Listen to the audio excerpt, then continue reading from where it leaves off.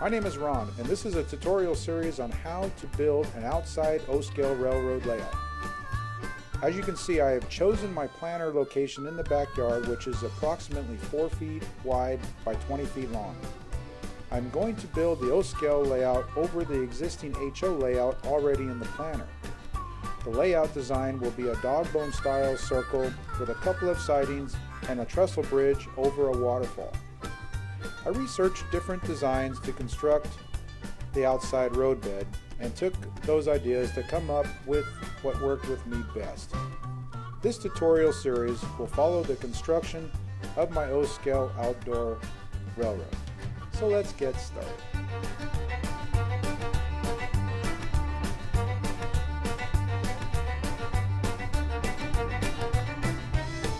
The roadbed I decided for is a ladder line design built from material available at Lowe's.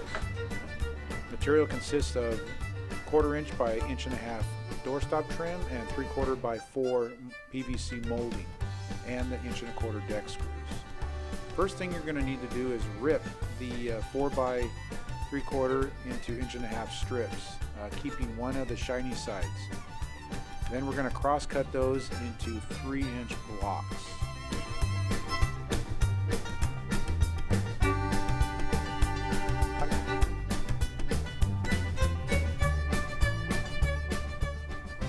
I built a jig to assist in the assembly of the ladder line. I set up the 3-inch blocks to 6 inches on center on the jig. Make sure you have the finished sides up on the blocks. This will be the top of your roadbed. Taking the 1.25 inch by 1/2 inch trim, attach it to the side of the blocks with 1.25 inch deck screw. Leave the trim overlapping about 3 inches before attaching your first block.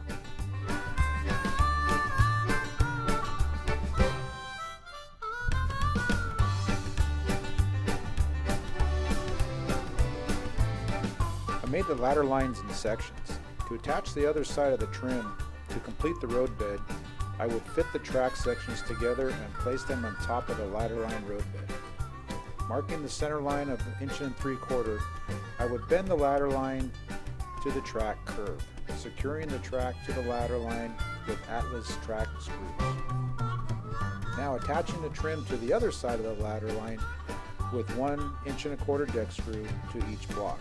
I found this works best if you work on the ground where you have lots of room to bend the ladder line.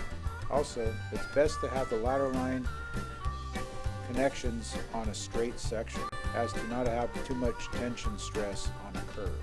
Okay, now that we have a few sections of the ladder line roadbed constructed, let's go outside and I'll show you how to install the stanchions.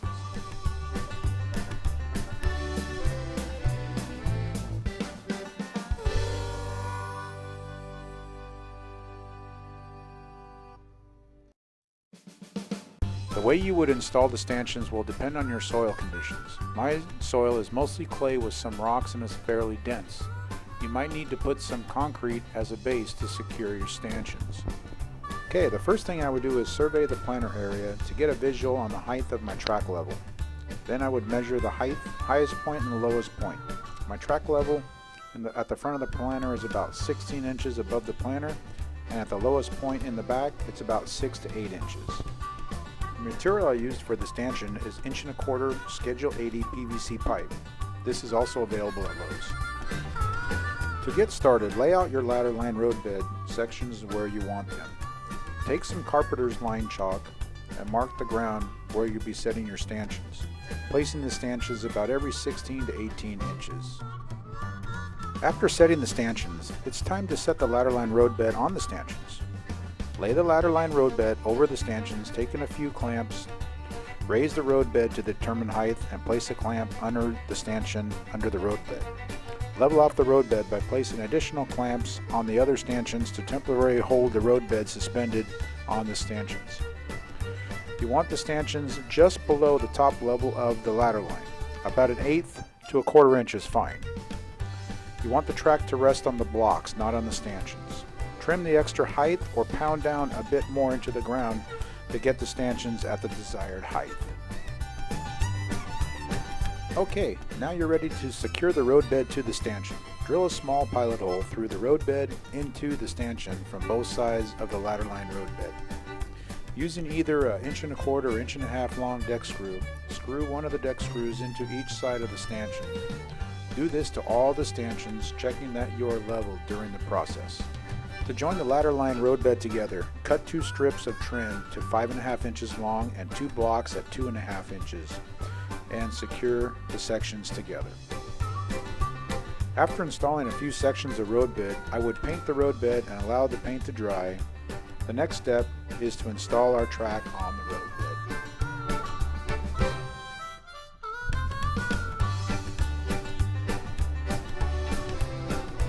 Now that I have installed several sections of ladder-line roadbed, it's time to lay down the track. I chose the Atlas 21st Century Silver Nickel track for the layout.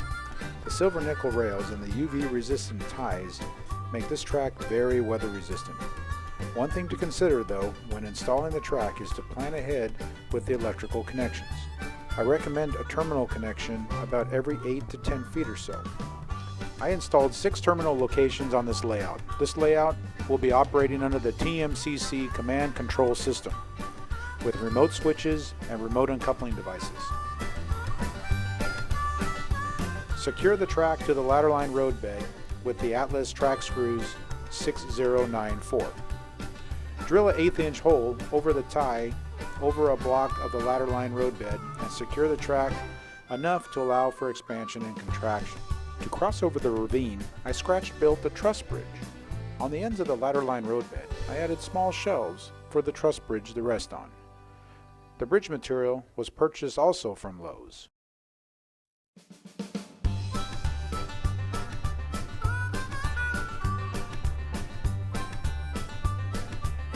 Now that I have the layout stanchions, roadbed, and track installed, it's time to show you how I set up my electrical connections.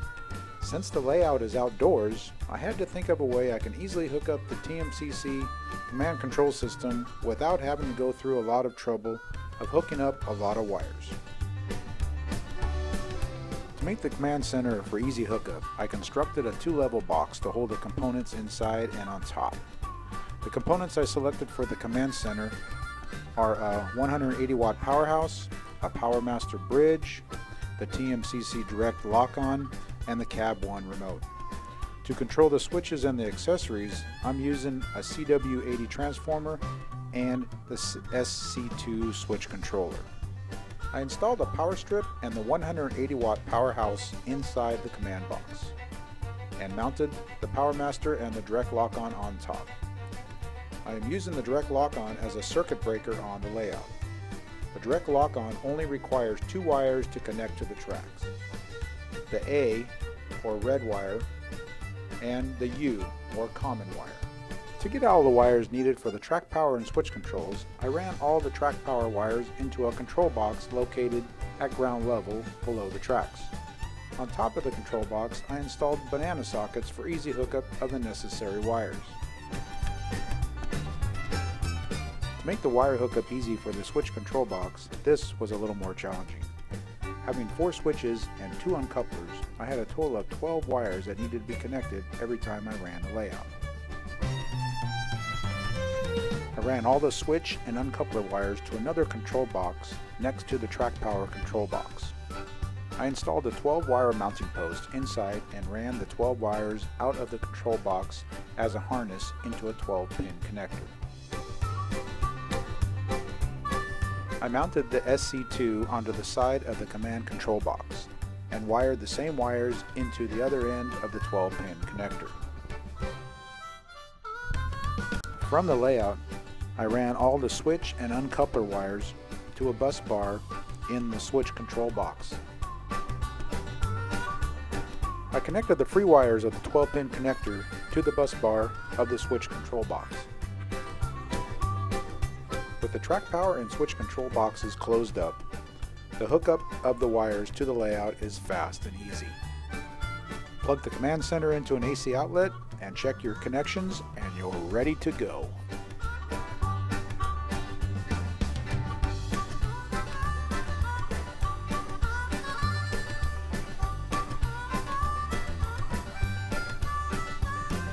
I hope you enjoyed this tutorial and found this video informational. The steps of the installation I showed you in this 10-minute video were filmed in a course span of about 3 months. The techniques I demonstrated are very easy to build and with just a few basic garage tools. The construction techniques are very sturdy and will bring you years of enjoyment operating your own O-scale outdoor layout.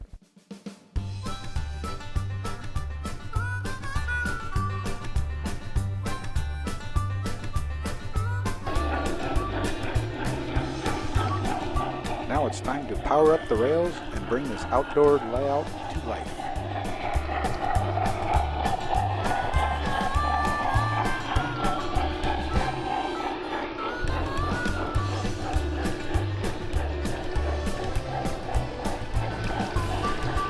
I want to thank you for watching and hope this video inspires you to set up your own outdoor layout.